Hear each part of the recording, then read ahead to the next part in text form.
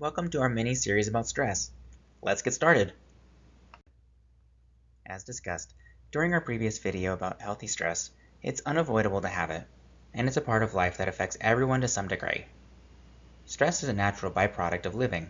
However, contrary to the fact that stress is beneficial, when stress becomes chronic, it can have serious negative consequences on mental and physical health. Physiologically, stress triggers the body's fight or flight response, which releases hormones such as adrenaline and cortisol.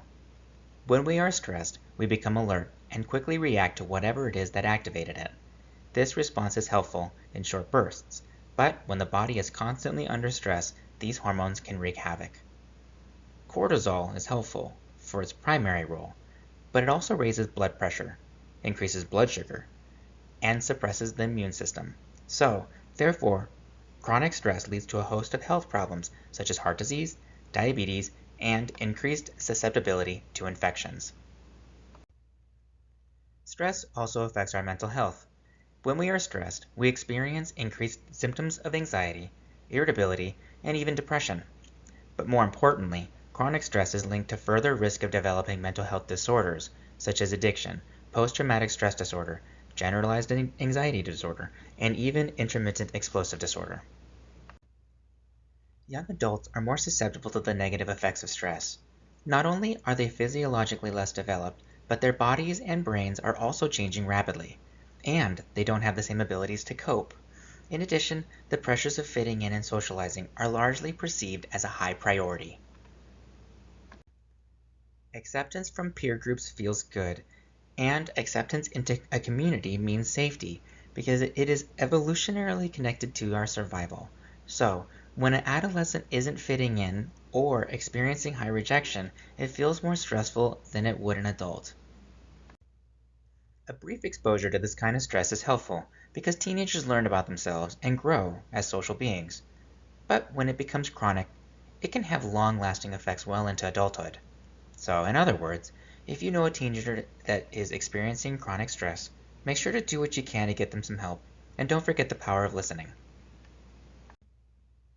Parents also face stressors, such as financial worries and the responsibilities of raising a family.